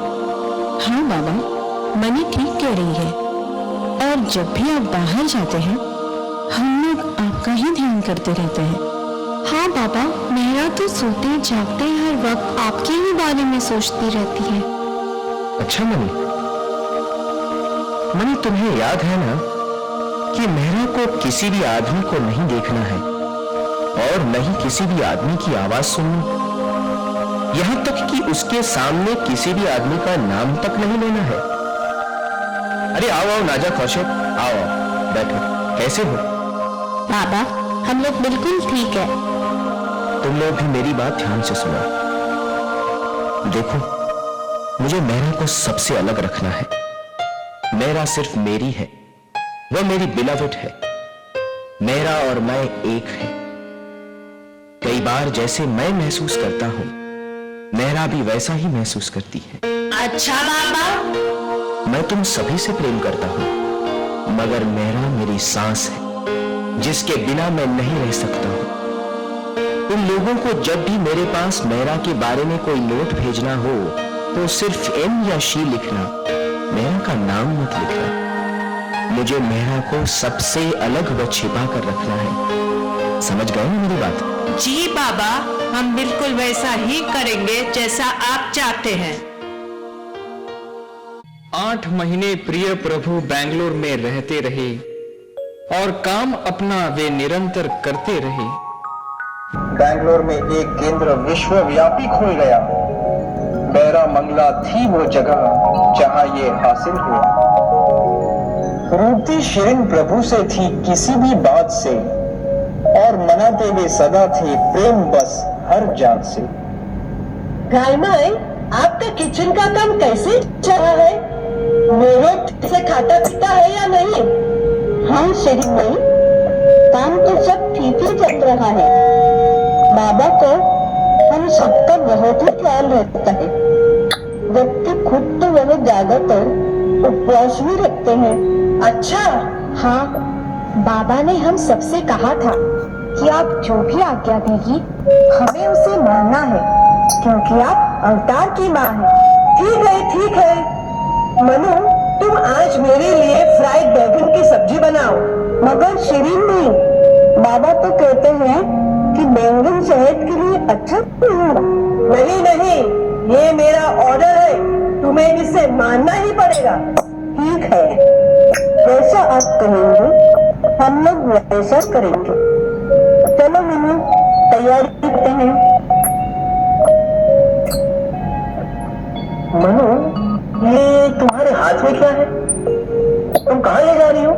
बाबा, ये फ्राइड बैंगन है, शिरीन माई की पसंद के खास बनाए हैं। अरे लाओ लाओ, अरे मुझे तो जरा चखाओ तो सही। लाओ लाओ, कैसे बने हैं मैं भी देखूं। लाओ। मगर ये तो शिरीन माई के लिए है। कोई बात नहीं, कल ज्यादा बना लेना। मुझे ये बहुत अच्छे लगते हैं। ये किसने बनाए, किसने बनाए? मनु, मेरे फ्राइड बैंगन कहाँ है? वो तो बाबा ने खा लिए। अरे गाय माई, आपको तो माँ का कुछ भी ख्याल नहीं है। बैंगन खाने से माँ का पेट बिगड़ जाएगा, फिर यहाँ बेंगलोर में उनकी चिकित्सा कौन कर पाएगा? अगर उनकी तबीयत बिगड़ जाएगी तो मुझे ही तो देखना पड़ेगा, फिर मेरे काम में कितना विघ्न आएगा। अरे मेरो, तू मुझे खाने क्यों नहीं देता? क्या बैंगन खाने से तुझे रोग नहीं होगा? मेरो, तू मुझे बार बार सताता है, ये मुझे अच्छा नहीं लगता। तू खुदा क्यों बना, बता मुझे। मैंने तुझे पैदा किया है, तुझसे हमेशा ही बड़ी रहूंगी। तू मेरा ही पुत्र है, चाहे जगत का खुदा हो। मैंने तुम्हें पैदा किया और मेरी माँ बनने का अधिकार भी मैंने ही तुमको दिया है। अरे मेमो, मेमो, मेमो सुनो तो। आओ आओ मेमो, आओ। हाँ, चलो मेमो, रूठो मत। इतने अच्छे भाग्य है जो तुम मेरी माता हुई हो। इस युग में तुम सृष्टि के स्वामी की माता बनी हो। इतने अच्छे भाग्य तो तब से भी नहीं मिलते। तुम बैंगन खाकर क्या करोगी माँ? तबीयत बिगड़ जाएगी। फिर जब पेट में दर्द होगा मेरी याद आए, रो रो कर कहेगी मेरो मुझे बचा ले, मैं तेरा कहना नहीं मानी और मुझे ये रोग हो गया।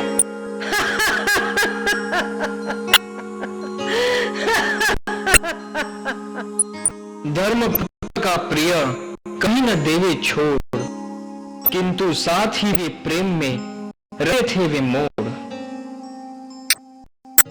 पंचगनी प्रभुर गए अब मंडली भी साथ थी, मंडली महिला पुरुष की प्रिय प्रभु के हाथ थी। गुलमई फिर आ गई लेकर कुछ संदेश, उपासनी महाराज का पा उनका निर्देश। बाबा कहो गुलमई कैसे आना हुआ? बाबा काफी दिनों से जब भी मैं उपासनी महाराज के आश्रम में जाती हूँ वे मुझसे एक ही बात कहते हैं, मैं मेहरबान को देखना चाहता हूँ। बाबा मैं क्या करूँ? अच्छा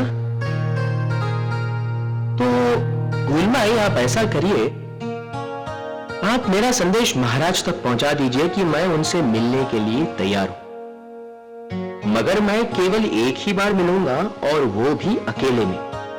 अच्छा बाबा ठीक है। हाँ एक और बात है, यह मिलने की जगह मेहराबाद या साकोरी से दूर एकांत में होनी चाहिए। मैं महाराज से केवल एक ही शर्त पर मिलूंगा कि मैं उनसे बिल्कुल बोलूंगा नहीं, क्योंकि मैं मौन हूं। जैसे आपकी आज्ञा बाबा। मैं आपका यह संदेश उपासनी महाराज तक जल्दी से जल्दी पहुंचा देती हूँ। शर्त प्रभु की मान ली महाराज ने बस प्रेम से, सदगुरु रहता बंधा अवतार के ही नेम से। थे प्रभु एकांतवास में, काज भी एकांत में ही किया करते, जगत के हेतु रहकर शांत में। अरे बाबा आपकी तबीयत ठीक नहीं लगती? बाबा उपासनी महाराज ने आपसे मिलने की जगह दही गांव की एक झोपड़ी में तय की है, जो बिल्कुल एकांत में है और वहां कोई आता जाता भी नहीं है। ठीक है, महाराज से मिलने के लिए मैं सिर्फ एक दिन के लिए एकांतवास से बाहर आऊं। हमारे मिलने का दिन मैं 17 अक्टूबर 1941 का तय करता हूं। ठीक है बाबा। अरे आओ भाई सरोज, कैसे हो? बाबा आपने मुझे बुलवाया था, मैं अभी ही जल्दी जल्दी अहमदनगर से आ रहा हूं। काका पादरी रानो, क्या तुम लोग जानते हो मैं उपासनी महाराज से क्यों मिल रहा हूं? नहीं बाबा। मैं महाराज को अपना लॉकेट प्रेजेंट करूंगा।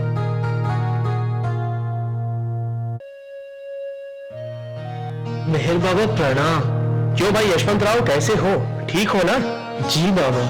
अच्छा देखो, जब महाराज आएंगे तब तुम लोग दूर चले जाना, और जब मैं ताली बजाऊं तभी आना। क्यों सावक, मेरी बात समझ गए ना? जी बाबा, हम ऐसा ही करेंगे।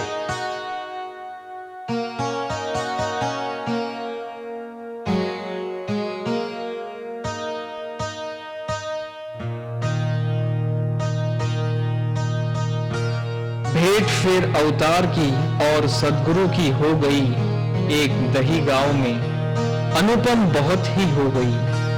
अनुपम दैवी काम पता किसी को न लगे, भेंट हुई अविराम दोनों की कुछ देर तक।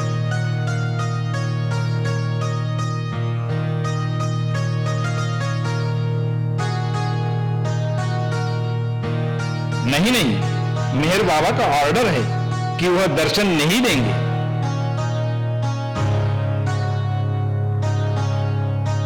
अरे ये डिब्बा क्या है?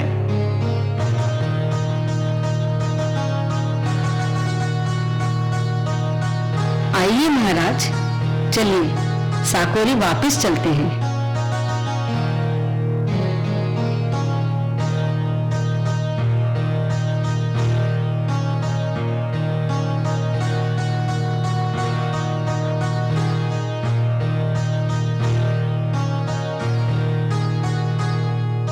हमारी मीटिंग काफी सफल रही। महाराज मुझसे मिलकर बहुत खुश हुए।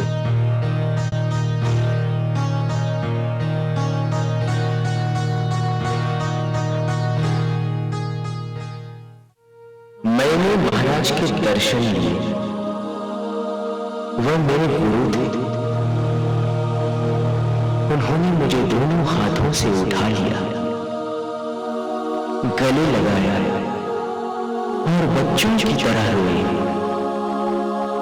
हम बैठ गए। उन्होंने मुझे आधे घंटे तक मेरे मौन खोलने, सफरिंग्स आदि के बारे में बात की। मैं उठने लगा कि अब चलना चाहिए, मगर उन्होंने कहा 5 मिनट इंतजार करो, हम लोग अब कभी भी नहीं मिलेंगे। मेहरबान तुम्हारे पास महान सत्पुरुषों यानी कि 5 सद्गुरुओं का सारा कार्य व शक्तियां हैं, वे सब तुम्हारे अंदर समा गई है। मैं सब कुछ तुम्हारे ऊपर छोड़ता हूं। यह कहते हुए उन्होंने दोनों हाथ जोड़े। मैंने महाराज को अपने लॉकेट का बॉक्स दिया, जिसका उन्होंने बहुत गहन विचारों के साथ अध्ययन किया। देखो, अंत में मैं आज तुम्हें बताता हूं कि मैं 15 फरवरी 1942 और 15 फरवरी 1943 के बीच कभी भी बिना पहले से घोषित किए हुए बोलूंगा। It will be when all the world has gone to the dogs. और तभी उपासना महाराज भी अपना शरीर छोड़ देंगे। यह सब ऑटोमेटिक हो जाएगा, यहां तक कि तुम लोगों को एक दिन या 1 घंटे पहले भी पता नहीं चलेगा। भविष्य में मुझे असीम शारीरिक तकलीफों का सामना करना है। जब भी मैं बोलूंगा यह बहुत मजबूत होगा, सब इसे महसूस करेंगे। मैं भूकंप की तरह सारी दुनिया को हिला दूंगा। लोग संसार के अलग अलग हिस्सों में यह झटका अलग अलग तीव्रता से महसूस करेंगे। मैं तारों को नीचे ला सकता हूं। अब मेरे पास पूरी शक्ति है। महाराज ने अपनी तरफ की सारी चीजें मुझे ही सौंप दी।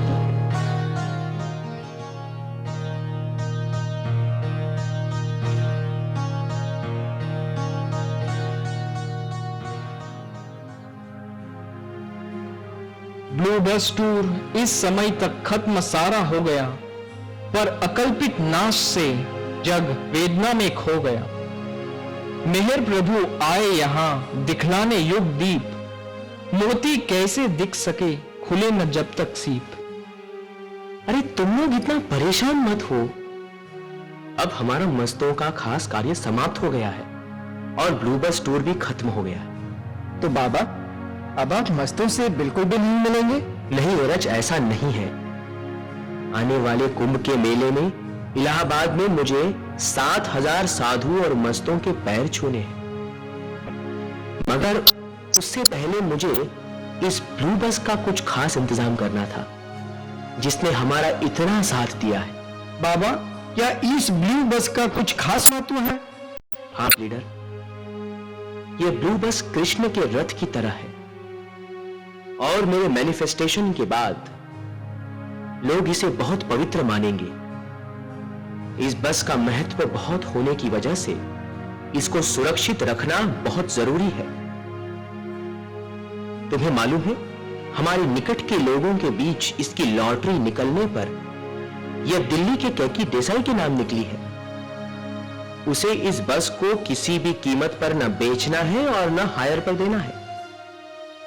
बाबा, इस ब्लू बस की लॉटरी मेरे नाम निकली जरूर है, मगर मैं यह पवित्र बस वापस आपको ही देना चाहता हूं। ठीक है, जैसा तुम चाहो कैकी। सरोज, अब इस बस का ख्याल रखने की जिम्मेदारी तुम्हारी है। जी बाबा, मैं इस पवित्र बस का पूरा ध्यान रखूंगा। और एक बात तुम लोग ध्यान से सुनो, 12 दिसंबर 1941 से मेहराबाद में हर महीने की 12 तारीख को फिर से धुनी जलानी होगी। बाबा, क्या इस धुनी का संबंध भी वर्षा से है?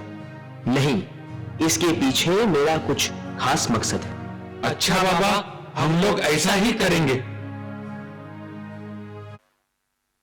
भाई येरच, भाई भौजी, जय बाबा।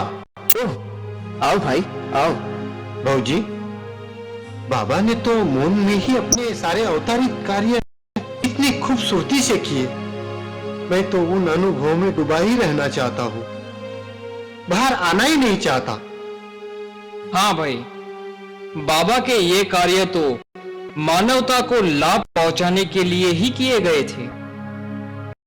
बाबा ने खुद कितने भी कष्ट उठाए, मगर सारी दुनिया को इससे कितना लाभ पहुंचेगा ये तुम नहीं जानते। अच्छा, वह कैसे भौजी? भाई, बाबा के शब्दों के शब्द द्वारा मौन खुलने की महानतम घटना के बाद पूरी दुनिया के लोग उनको अवतार रूप एक खुदा के रूप में स्वीकारेंगे और उनका आज का बोया हुआ बीज जो वो अपने कार्यों द्वारा बो रहे हैं उसका असर अगले 700 सालों तक रहेगा, जब तक कि दुनिया उन्हें फिर से अवतरित होने पर मजबूर न कर दे। अच्छा भौजी,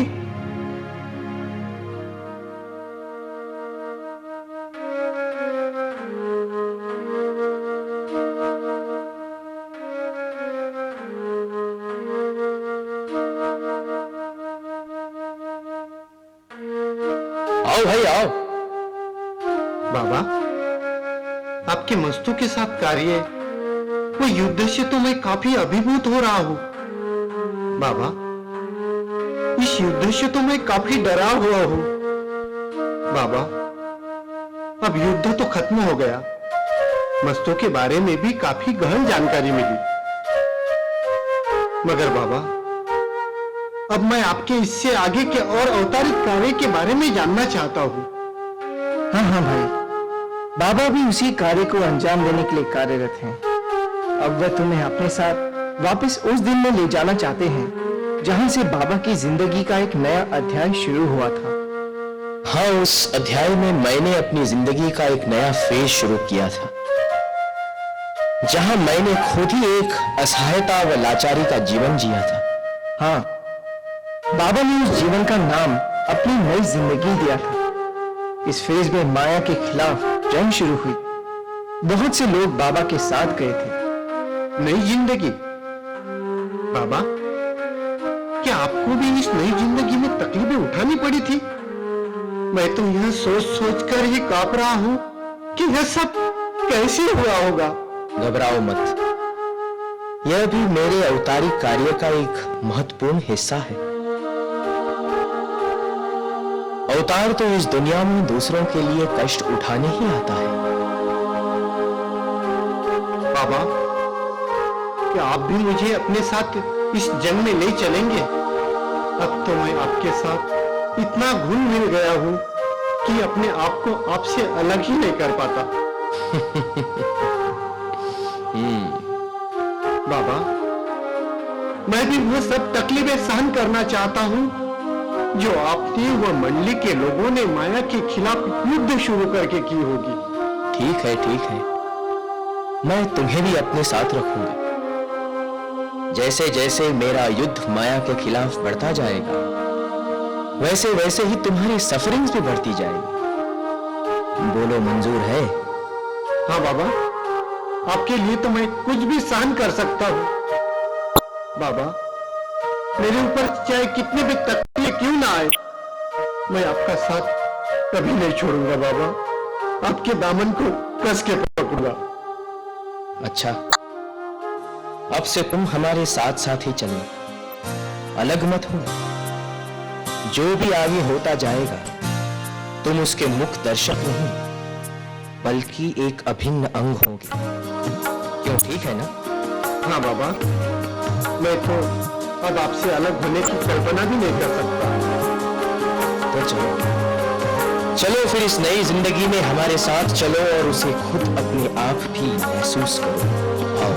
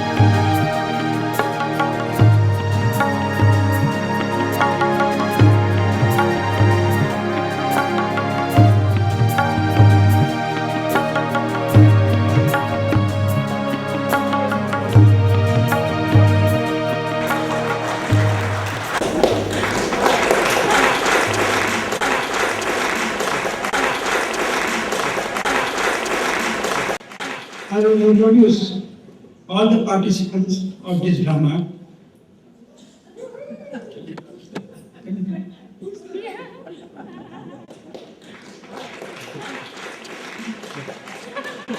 Jai Baba. Tamil District PT.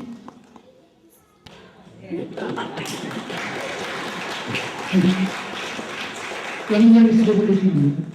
Kini Chaya has miskin Margaret Nandu Dasawala Rasna Tapalia Charadia Elizabeth Shirumani Finance Raman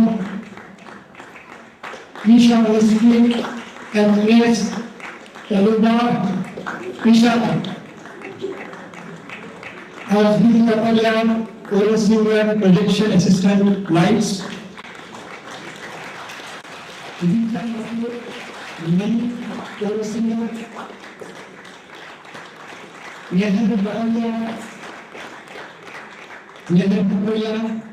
Function Projection Assistant. Balman Overseer Music Assistant. Rima Satan, Manu Dasawala. Village Life, Oil Singer, Music Assistant. Nehapina, Nehap, Music Director, Singer. Levy Mahu, Burman, Script Writer, and students. Uniform Matur, Village Starter.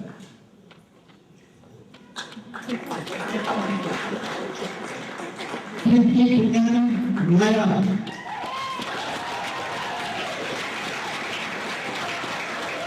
Bharat में मुस्लिम शहर एक UP नादा मैं बहुत ध्यान मिलता हूँ वैशाली इसके singer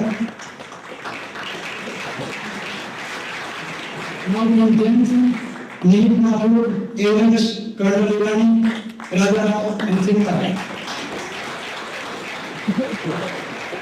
नाम मेहमान सुनिता मेहरबान डायरेक्टर इंजीनियर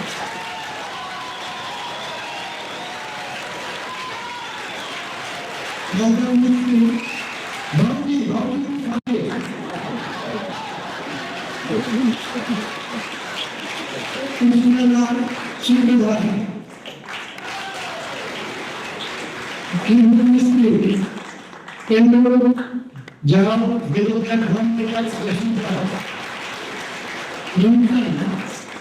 मेरा गीत बाइबल बोल सकता है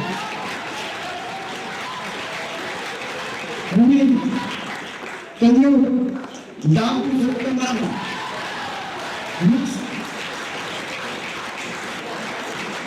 निश्चय मानो इंद्र आगामी हम जो कहते हैं विश्व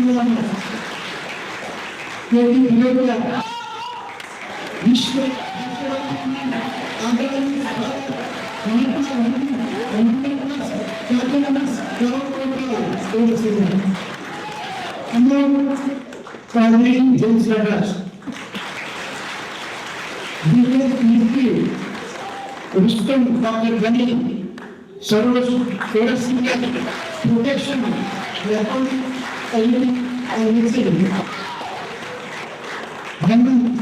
विष्णु